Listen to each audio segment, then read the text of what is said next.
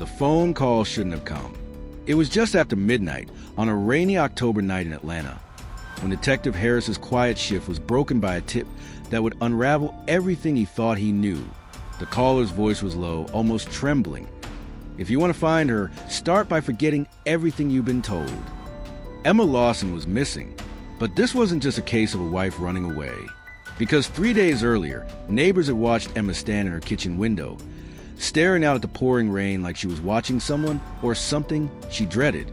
She didn't move until well after midnight, when her silhouette disappeared into the dark. Her car was found abandoned miles away the next morning, keys in the ignition, engine cold. No sign of struggle, no note, no goodbyes. To the outside world, Emma's life looked perfect. Suburban mom, loving wife, a pillar of her community. But behind the facade, the bruises told a different story. Secret whispers of fear and control.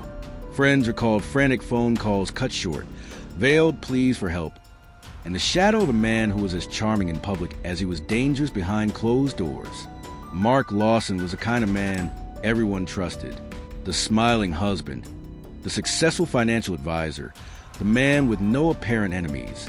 But Detective Harris had learned early on, appearances can be deadly lies. The first time Harris stepped into the Lawson home, the air was thick with silence. The family dog paced anxiously, locked inside without food or water for 2 days. Emma's belongings sat untouched, their stillness almost accusatory. No sign she had planned to leave. Neighbors whispered of arguments, fierce, desperate, but no one had called the police. The bruises on Emma's arms had been hidden behind long sleeves and soft excuses. Sarah, Emma's closest friend, was one of the few who saw the cracks beneath the surface. She told me she was scared, Sarah said quietly. Not just scared of Mark, but scared of what he might do if she ever tried to leave. The investigation unfolded slowly. Mark insisted Emma had walked away on her own. The community believed the story of a stressed wife seeking freedom. But then the note arrived. An unmarked envelope slipped through the police station's mail slot, contained a single, smudged piece of paper, written in a hurried scrawl. I'm alive, but you must never find me. No signature, no explanation, just those 6 haunting words. Detective Harris felt a cold shiver. Emma was alive, but why hide? And from whom? The police scoured every inch of the city and beyond. Officers followed leads to abandoned warehouses, empty motels, even into the thick Georgia woods. The trail was cold, until a set of encrypted messages surfaced, revealing Emma's quiet efforts to disappear. But disappearing meant cutting ties. Her children, her friends, her past. Late one night, Harris sat alone with Emma's case file spread before him. A single thought burned to the fog of confusion. Emma wasn't just running from Mark. She was running from something worse. Then came the anonymous text. Look deeper. The surface is a lie.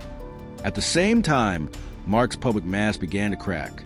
In a tense TV interview, his voice trembled as he spoke of love and loss. But behind closed doors, friends noticed his growing anger, his fear. Strange occurrences at the Lawson house unsettled neighbors. Lights flickered on in empty rooms. Low murmurs echoed to the walls, and sometimes a scream pierced the night. When Harris returned to the house, he noticed the dog growling at empty corners, its hackles raised. The house held secrets. Secrets that Emma had left behind like breadcrumbs. Then came the break in the case. A tip led Harris and his team deep into the Appalachian foothills, to an old cabin hidden by trees and fog. The door was cracked open. Inside, dust and silence reigned, except for a single, chilling discovery. Emma's wedding ring, resting on a weathered wooden table. No footprints in the mud. No signs of struggle. Just the ring. Emma had been here. But where was she now? Back at the station, as Harris prepared to chase down every lead, his phone buzzed with a new message from Emma's number. If you want to find me, stop looking where you're told to look. The truth lies deeper, but beware, some secrets are worth dying for. If you're drawn in by Emma's story, make sure you subscribe and keep watching, as the investigation is about to take a shocking turn and hidden truths are about to surface. Tell us in the comments, what do you think Emma's secret is? Why would she go to such lengths to disappear? Who do you suspect is really behind the scenes? Your thoughts could unlock the mystery. Stay tuned. Emma's journey is just beginning. Detective Harris had never encountered a case like this. Emma Lawson's disappearance was no ordinary missing person investigation. Every lead dug deeper into a labyrinth of deception. And the more he uncovered, the darker the truth became. After the discovery of Emma's wedding ring in that lonely cabin, Harris's team scoured the area, searching for signs of life, but found nothing. It was as if Emma had vanished into thin air. But then came the breakthrough. Security footage from a small convenience store in a town 50 miles north showed a woman matching Emma's description. She was dressed differently, wearing a hooded jacket that obscured her face, but the gait, the nervous glances, Harris knew it was her. The footage was grainy, but it captured something else. A man trailing her at a distance, keeping to shadows. Who was he? A stalker? Or someone sent to find her? Meanwhile, Harris's team combed through Emma's phone records and emails recovered from backups. Hidden inside were dozens of encrypted messages sent over several months. Coded exchanges with mysterious contact who went by the name Jay. Emma's messages hinted at a plan. A new identity. Documents forged. A place to disappear. But there was also fear. Coded warnings about someone who wouldn't stop hunting her. Who's Jay? Harris wondered aloud during a briefing. No one knew. The trail was cold. Then, the investigation took a startling turn. Sarah, Emma's closest friend, agreed to meet privately with Harris. She revealed what Emma had never told anyone else, that she had been working with a clandestine group dedicated to helping victims of domestic abuse escape dangerous situations. They call it the Sanctuary Network, Sarah said quietly. Emma found them online. She wanted out, but she knew Mark would never let her go. The network provided safe houses, forged papers, even new identities. But it came at a price. Emma had to disappear completely. No contact, no phone calls, no trace. Harris realized that the note they received, "I'm alive, but you must never find me," wasn't just a plea for help. It was a warning. Emma didn't want to be found, but someone else wanted to find her. Back in Atlanta, Mark Lawson's behavior grew increasingly erratic. Private investigators reported that he was digging into Emma's past, pulling surveillance, trying to track her movements. Friends feared for the children, who were caught in the middle of a war they could barely understand. Harris's team dug into Mark's background and uncovered something disturbing, a pattern of control and intimidation. Former girlfriends spoke anonymously of threats and violence, but no charges were ever filed. As the investigation tightened, Harris received an anonymous package at the station. Inside was a small USB drive labeled only with Emma's initials. Hesitant but compelled, Harris plugged it into a secure computer. The files revealed videos, grainy, shaky recordings of Emma. In one, she spoke directly to the camera, voice trembling. "If you're watching this, I'm already gone. Mark is dangerous. He will stop at nothing. I had to disappear. Please protect the kids." Another video showed a face hidden behind a scarf, a distorted voice promising protection and new life. The final file was a map, marked with several locations in the Appalachian region, including the cabin where Emma's ring was found. It was a trail, but to where?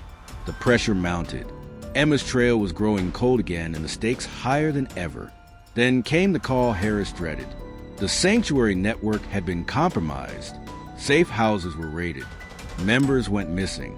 Emma's last known contact, the elusive Jay, vanished without a trace. Who was behind the crackdown? And how much did Mark Lawson know? At the same time, mysterious phone calls started flooding Harris's personal number. Silent, static-filled lines that ended abruptly. One night, a whisper came through, barely audible. "She's closer than you think," with his gut twisted in knots. Harris knew the hunt was no longer just about finding Emma. It was a race against time to protect her, before the past caught up with them both. Then, late one stormy night, Harris received an encrypted message on his phone with a single photo attached. It was Emma, but her eyes told a story no one was ready for. She was watching him. The photo burned into Detective Harris's mind. Emma's eyes, sharp and unyielding, staring directly into the camera as if daring him to cross the line. She was alive. She was watching. And most terrifyingly, she was in control. But control came with a cost. That night, Harris raced the coordinates embedded in the encrypted message. A remote safe house nestled deep in the Blue Ridge Mountains, miles from civilization. The road was slick with rain, the trees thick with fog, swallowing the headlights. When he arrived, the place was quiet, almost too quiet. Inside, the air was heavy with tension. Emma stood there, not as a frightened woman, but as a survivor reborn. Her transformation was more than physical. The bruises and fear were gone, replaced by fierce determination. "I'm sorry I disappeared," she said, voice steady but strained. "But if I stayed, I would have died." Emma revealed a truth no one suspected. Mark Lawson was not just a controlling husband. He was part of something far darker, a web of illegal dealing, intimidation, and threats that extended far beyond their neighborhood. She had stumbled onto a secret life, and once she knew, her fate was sealed. Emma had faked her death to escape a man who could erase her with a whisper, and to protect her children from becoming collateral damage. "I had to become someone else," she explained. "Someone no one could find."